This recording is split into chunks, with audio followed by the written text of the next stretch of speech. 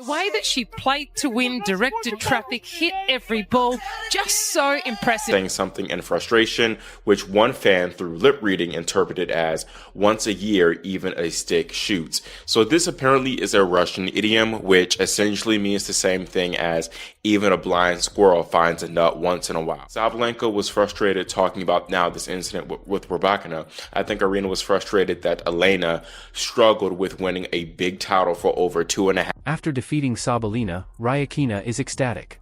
Sabalenka wasn't delighted that someone else was able to capture first place instead of her, but she accepted the prize with gusto. As she considered the loss, Sabalenka appeared to be in a state of complete despair. She was so irritated that she tried to minimize the significance of Rybakina's talent by comparing her to a blind squirrel who was fortunate. However, Rybakina didn't respond to the remark immediately. She made it apparent that she didn't care about Sabalenka's words by just shrugging it off. She allowed the controversy to linger in the background while remaining grounded and moving forward. To ensure you don't miss any of our most recent updates, please press the subscribe button and like the video before we delve deeper into what might actually be happening behind the scenes following the WTA Finals.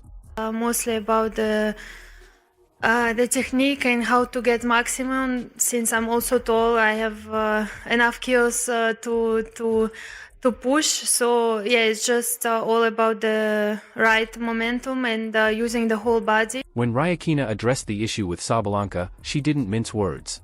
She made it clear in her interview that her win wasn't a coincidence. She was fully aware of her actions. She carried out her strategy flawlessly. Rybakina clarified that Sabalenka's remarks went beyond simply having a nice day. She demonstrated that she possessed the physicality and technique to continue playing the game by using her own exact tactics to outplay Sabalenka's plans. However, after losing to Elena Rybakina in the WTA final, Aryna Sabalenka found it difficult to contain her tears. Sabalenka was very confident going into the contest and thought she would win. But Rybakina had other ideas. She dominated the opening 2 sets and gave Sabalenka little opportunity to bounce back. As the game went on, Sabalenka's feelings became too much for her to handle and she started crying. Everyone in attendance was captivated by the emotive performance, which brought home the gravity of Sabalenka's defeat after she had come so close but lost to Rybakina's stirring performance. Aryna Sabalenka took the microphone after the game and broke down in tears while speaking. She attempted to justify it by claiming that as she grew older, her sensitivity increased, but it was obvious that the problem went deeper. It was more than just feelings. That technique isn't working anymore, especially after the WTA Finals, and it seemed more like an appeal for attention. The character of Sabalenka became increasingly clear. She is not the serene, peaceful person she frequently presents herself as. Instead, she has become frustrated and even tense within her own team as a result of her jealousy of others' achievement. Knowing this, Rybakina is now publicly making fun of Sabalenka, who has turned into the WTA's laughingstock. Regarding the actual match, Elena Rybakina demonstrated her supremacy on the court throughout the thrilling battle. Sabalenka attempted to utilize loud tactics and intimidation during her prior encounter with Coco, but Rybakina was unfazed. She showed incredible mental toughness by not allowing Sabalenka's tactics to affect her. Sabalenka made an effort to dominate the first set. However, Rybakina maintained her composure, winning points and gaining a decisive advantage time and time again. This was a turning point in Sabalenka's life because she was unable to cope with Rybakina's constant play due to the increasing mental strain. Rybakina was clearly determined not to let this chance pass her by. As the game went on, Sabalenka's annoyance increased as Rybakina played with unwavering confidence. She made several attempts to assume command, but it was obvious from away that it wouldn't be simple, particularly when facing a rival who was dominating with sheer mental toughness and poise. Following a tight second set, Sabalenka collapsed in the tiebreaker, losing all composure and ultimately losing, devastated by the loss. Following the game, Sabalenka's customary showmanship took control. Surrounded by her team, she broke down in tears on the bench, acting like a young child who couldn't handle the loss. She complained that she had been mistreated during the contest. However, the truth was evident. Rybakina had consistently outperformed her. Despite her intense sadness, Sabalenka maintained her pride and insisted that Rybakina's victory was really an accident. However, that was obviously untrue.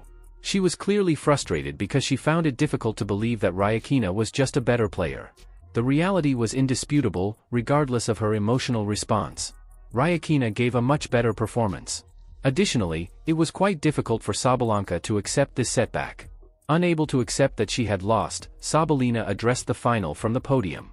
She broke down in tears and attempted to justify her emotional response by claiming that she was become more sensitive with age, rather than considering the match or recognizing Rybakina's outstanding performance. These justifications, however, were unable to conceal the reality. It was clear that Sabalenka was envious of Rybakina's success. Her attempt to minimize the loss just served to emphasize how angry she was and how shamefully she couldn't accept being outplayed. Everyone seeing could see the scenario as it actually was. The loss wasn't the only thing. She found it difficult to accept.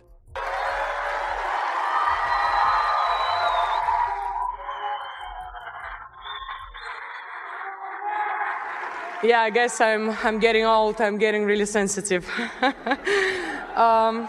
Let's examine Sabalenka's sensitivity in more detail.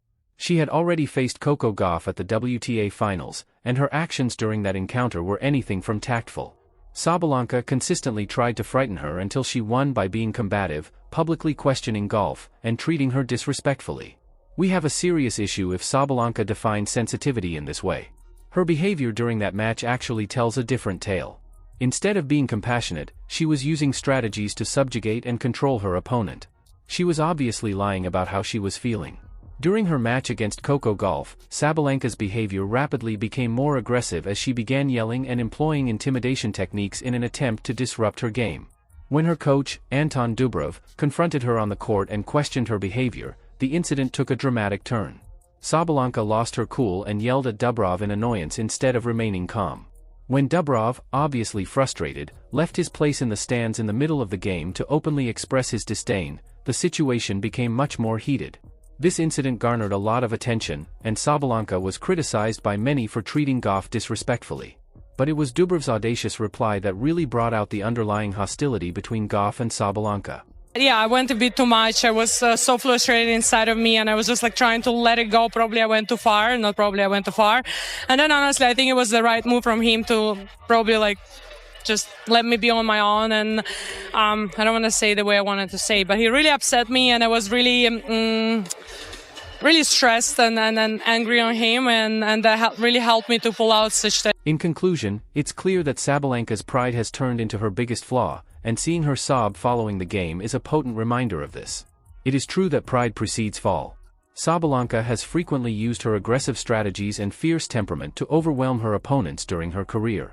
Those intimidation tactics were somewhat successful in her match against Coco Gauff, but they were ineffective against Elena Rybakina. Rybakina's supremacy on the court was due to more than simply her talent. Her calm and collected manner overshadowed Sabalenka's emotional outbursts. However, when things didn't go her way, Sabalenka was unable to keep everything under control. She demonstrated how much the loss damaged her dignity by resorting to emotional outbursts and excuses rather than gracefully accepting defeat.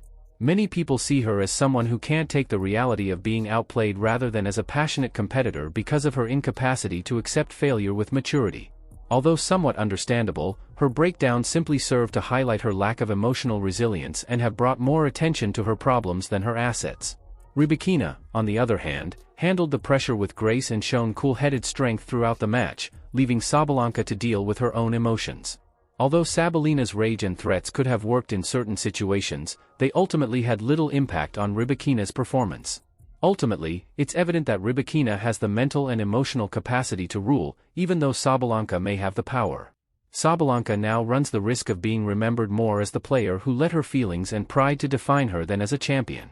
Do you think that one of the main reasons Rybakina won was her cool-headed and collected manner? Or do you believe Sabalenka had a chance to make things better? Tell me what you think. Do you believe that Sabalenka will recover from this? Or have her mental flaws been revealed by this loss? Additionally, if you would want to see more conversations like this one, don't forget to click the subscribe button. For the most recent information and analysis, stay tuned.